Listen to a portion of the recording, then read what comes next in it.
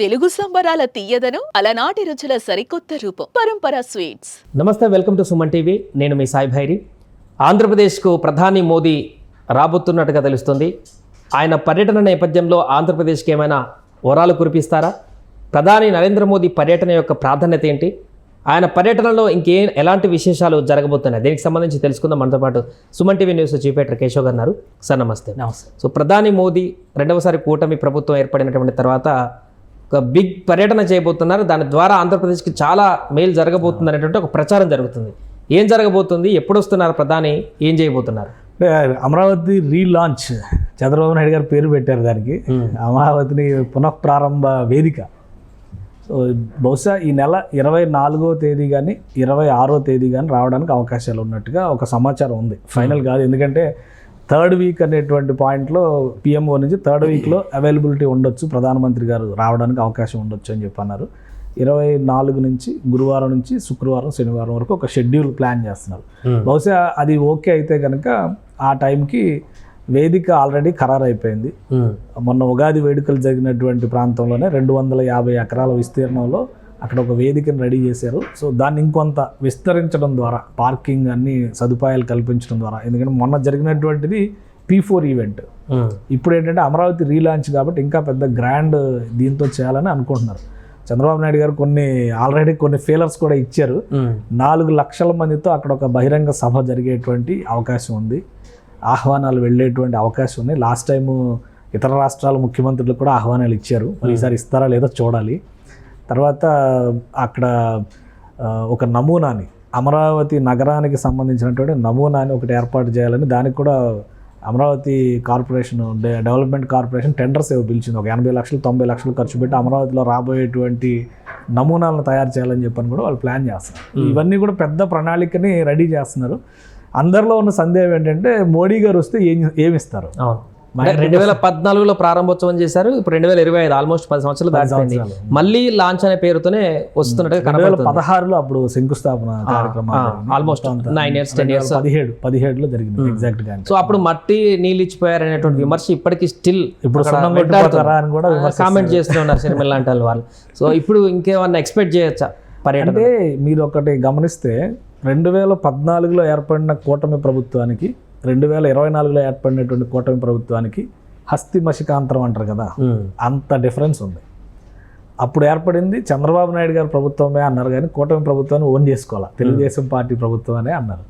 ఇప్పుడు ఏంటంటే కూటమి ప్రభుత్వం డబుల్ ఇంజిన్ సర్కార్ అనే నినాదంతో 3 పార్టీలు జనంలోకి వెళ్ళి 3 పార్టీలను కూడా జనం ఆదరించారు. ఎప్పుడు కూడా బీజేపీ కూడా ఆ స్థాయిలో విజయాలు సాధించినటువంటి పరిస్థితి లేదు. ఒక 2 ఎంపీ సీట్లు ఓడిపోయింది. ఆ కడప ఫైట్ కానీ ఇది కానీ తిరుపతి మెయిన్గా ఎంపీ సీట్లు ఓడిపోవడం విషయంలో. అలానే ఎమ్మెల్యే సీట్లు పోటీ చేసిన అన్ని చోట్ల ఒక 2 మినహా అన్ని చోట్ల గెలిచారు. అంటే ప్రజలు నమ్మారు బీజేపీని మళ్ళీ అనే విషయాన్ని బీజేపీ అధినాయకత్వం అర్థం చేసుకుంది. అందుకనే ఈసారి చాలా బలమైనటువంటి ఫెవిక్విక్ కూటమిగా కనిపిస్తుంది ఇది.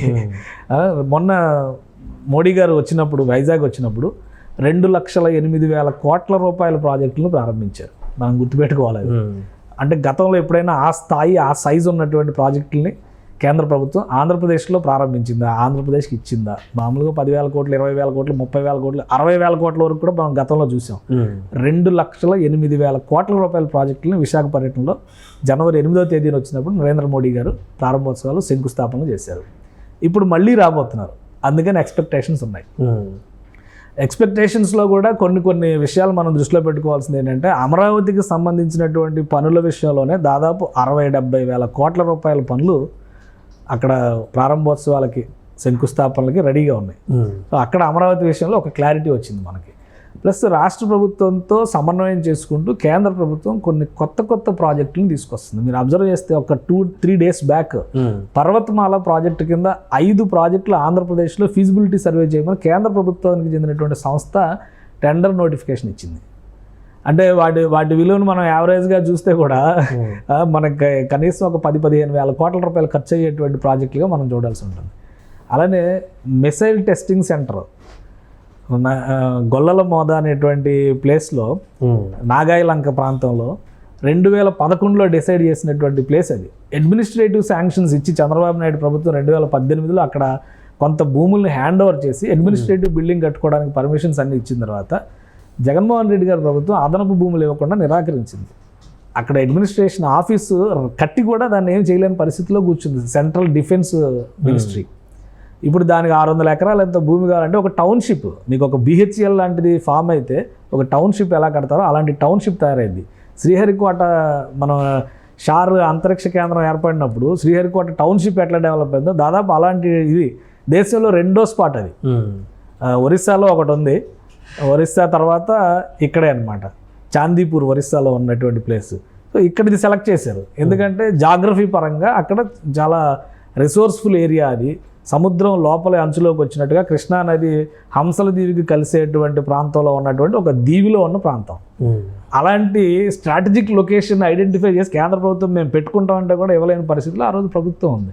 సో ఇలాంటివన్నీ కూడా ఈసారి మోడీ గారి రాక సందర్భంగా పనుల ప్రారంభోత్సవాలకి శంకుస్థాపనలకి క్లియరెన్స్ ఇచ్చేటువంటి అవకాశం ఉంది. ఇంకొక అంశం కూడా 1,00,000 కోట్లు యావరేజ్గా చెప్పాలనుకుంటే 1,00,000 కోట్లకు సంబంధించినటువంటి ప్రాజెక్టుల్ని శంకుస్థాపనలు చేయొచ్చు, ప్రారంభోత్సవాలు చేయొచ్చు, ఇంక్లూడింగ్ అమరావతి. ఇది కాకుండా ఇంకొక ఆసక్తికరమైన అంశం గతంలో కూడా మీరు మాట్లాడడం జరిగింది ఒకసారి, రెండవ రాజధాని అనేటువంటి అంశానికి సంబంధించి కూడా అమరావతి అనే దానికి సంబంధించి కొంత ఒక చూపు కానీ ఒక ఆసక్తికరమైనటువంటి చర్చ కేంద్రం నుంచి కానీ మిగతా వ్యక్తుల దగ్గర నుంచి కానీ కనబరుస్తున్నారు అని చెప్పేసి విన్నాం. అలా దానికి సంబంధించి రిలేటెడ్గా డైరెక్ట్ అనౌన్స్ చేయకపోయినా దానికి రిలేటెడ్గా ఏమైనా మాట్లాడేటువంటి అవకాశం ఉందా? అంటే అమరావతిని ఎందుకు ఈసారి కేంద్ర ప్రభుత్వం ఒక ప్రథమ ప్రాధాన్య అంశంగా చూస్తుంది అనేది ఫస్ట్ మనం అర్థం చేసుకోవాలి. డబుల్ ఇంజిన్ సర్కార్ అనేటువంటి ఒక రాజకీయ ప్రయోజనాలు ఎజెండాలని మనం పక్కన పెడితే రెండో అంశం ఏంటంటే ఇప్పుడు ఆంధ్రప్రదేశ్ కాదు ఇప్పుడు దేశం మొత్తం ఫోకస్ చేసినటువంటి అంశం ఏంటంటే న్యూ సిటీస్, కొత్త నగరాల నిర్మాణం అనేటువంటి ప్రణాళికని దేశం మొత్తం తీసుకుంది. గుజరాత్ కానీ, మహారాష్ట్ర కానీ, కర్ణాటక కానీ, తెలంగాణ కానీ వీళ్ళందరూ కొత్త నగరాల మీద ఫోకస్ పెట్టారు. ఒకవైపు నవీ ముంబైని మహారాష్ట్ర డెవలప్ చేస్తే అటువైపు గుజరాత్లో గిఫ్ట్ సిటీ, ఇక్కడ పెరల్ సిటీ, ఇట్లా రకరకాలుగా ఒక కొత్త నగరాల నిర్మాణ ప్రణాళికను ముందుకు తీసుకెళ్తున్నారు. వీటన్నిటిలో కూడా బిగ్గెస్ట్ ప్లాన్ ఏదైనా ఉందంటే అది అమరావతి. ఎందుకంటే అది ఒక రాష్ట్రానికి రాజధాని నగరం. గ్రీన్ అండ్ బ్లూ సిటీస్ ప్లానింగ్తో సఫిషియెంట్ వాటర్ సప్లై, సఫిషియెంట్ రిసోర్సెస్తో ఎస్టాబ్లిష్ అవుతున్నటువంటి మహానగరం. ఈరోజు మనకు చాలా చిన్నగా కనబడవచ్చు. హైదరాబాద్ని కట్టినప్పుడు నవాబు చెప్పాడని చెప్పని అంటారు కదా, 400 సంవత్సరాల క్రితం అంటే కుతుబ్షాహీ నవాబులు చెప్పినటువంటి మాట. అంటే సుల్తాన్ కులీ చెప్పాడు, ఇది ఒక చిన్న చేపల చెరువును ప్రారంభిస్తున్నాం, రేపు పొద్దున ఇది మహాసముద్రంలాగా అవ్వాలి, బోల్డని చేపలు ఇందులోకి రావాలంటే అంతమంది జనం రావాలని కోరుకున్నాం. ఇప్పుడు అమరావతి పరిస్థితి కూడా అదే అనుకుందాం మనం. ఒక 15 ఏళ్ల తర్వాత అమరావతి అమేయ స్వరూపాన్ని చూసినప్పుడు బహుశా ఇది చాలా పెద్ద నగరం అనేటువంటి ఒప్పుకోవాల్సిన పరిస్థితి ఖచ్చితంగా వస్తుంది. ఆ క్రమంలో ఏంటంటే కేంద్ర ప్రభుత్వం ఢిల్లీలో ఉన్నటువంటి పొల్యూషన్ ఆప్షన్స్, ఢిల్లీలో ఉన్నటువంటి రకరకాల లిమిటేషన్స్ని దృష్టిలో పెట్టుకొని దక్షిణాదిలో ఒక ప్రాంతాన్ని 2వ రాజధానిగా డిక్లేర్ చేసి అడ్మినిస్ట్రేటివ్ వ్యవహారాలు, కార్యకలాపాల నిర్వహణకు చూడాలి అనే ఒక ఆలోచన ఎప్పటి నుంచో ఉంది. దేశానికి స్వాతంత్రం వచ్చినప్పుడు కూడా ఇప్పుడు పాకిస్తాన్ డివైడెడ్ ఇండియా అన్న ఒక బుక్ మన అంబేద్కర్ గారు, ఈరోజు ఆయన జయంతి కూడా, అంబేద్కర్ గారు ఒక బుక్ రాశారు పాకిస్తాన్ అన్డివైడెడ్ ఇండియా. ఆ బుక్లో చాలా క్లియర్గా మెన్షన్ చేశారు అసలు తెలంగాణకి రాజధాని హైదరాబాద్ కాదు, వరంగల్ని రాజధాని చేయండి, హైదరాబాద్ని దేశానికి 2వ రాజధాని చేయండి. ఎందుకంటే నిజాం ఇక్కడ ఒక పెద్ద వ్యవస్థని నడిపించాడు, ఇక్కడ ఒక బ్యాంక్ ఉంది, ఇక్కడ ఒక రైల్వే సిస్టమ్ ఉంది, ఎయిర్పోర్ట్ ఉంది, ఇవన్నీ ఉన్నాయి కాబట్టి దీని దేశానికి 2వ రాజధాని చేయండి. కాబట్టి ఈ చర్చ అప్పటి నుంచో ఉంది. ఇప్పుడు ఏంటంటే మహానగరాల నిర్మాణాలు జరుగుతున్నాయి కాబట్టి ఒక ఆప్షన్గా అమరావతిని చూడాలి, అమరావతిని కూడా కన్సిడర్ చేయండి. Amaravati pollution free, zero emission, ఫ్యూచర్ని దృష్టిలో పెట్టుకొని పెట్రోల్ డీజిల్ వాహనాలు కాదు, ఇక మీద అన్ని కూడా ఎలక్ట్రిక్ వాహనాలు, ఎలక్ట్రిక్ రోడ్లు మనం బిల్డప్ చేద్దాం అనేటువంటి ప్రతిపాదనలు కూడా ఉన్నాయి. చంద్రబాబు నాయుడు గారు రోడ్డు డివైడర్ల పైన వేసేటువంటి కరెంట్ పోల్స్ కూడా రకరకాల డిజైన్స్ ఫ్యూచరిస్టిక్గా అప్పుడు ప్లాన్ చేశారు. ఇవన్నీ దృష్టిలో పెట్టుకొని ఒక ఆప్షన్గా ప్రొజెక్ట్ చేస్తున్నారు. అది చేస్తారా లేదా అనే దానికి కొంత సమయం పట్టొచ్చు. ఇప్పుడు ఢిల్లీలో బీజేపీ అధికారంలో ఉంది కాబట్టి ఇప్పుడు ఆ రిస్క్ తీసుకుంటారా అది కూడా ఆలోచించాలి మనం. కాబట్టి కొంత టైం పట్టొచ్చు. కాకపోతే ఏంటంటే అమరావతికి సంబంధించి ఒక గెజిట్ నోటిఫికేషన్ లాంటిది కానీ, అమరావతి ఆంధ్రప్రదేశ్ రాజధాని అని స్పష్టం చేసేటువంటి ఒక పత్రాన్ని ఏమైనా అనౌన్స్ చేస్తారా అని ఒక ఆశ ఉంది. అది జరుగుతుందా లేదా చూడాలి. దానికంటే ఎక్కువగా అమరావతి రీలాంచ్లో ఎక్కువ ఆశిస్తుంది ఏంటంటే అమరావతిని వీలైనంత వేగంగా 3 సంవత్సరాల్లో సాకారం కావాలి అమరావతి అనేటువంటి లక్ష్యంతో ఉన్నారు. దానికి కొనసాగింపులు, విస్తరణలో ఇవన్నీ రకరకాల ప్రతిపాదనలు ఉండొచ్చు. కానీ ఏ నగరాన్ని అయితే వీళ్ళు కాంక్షిస్తున్నారో ఆ నగర స్వరూపాన్ని మాత్రం 3 ఏళ్లలో ఆవిష్కరిస్తే రాబోయే రోజుల్లో అభివృద్ధి చెందినటువంటి నగరాల జాబితాలోకి అమరావతి వెళ్ళడానికి అవకాశం ఉంటుంది.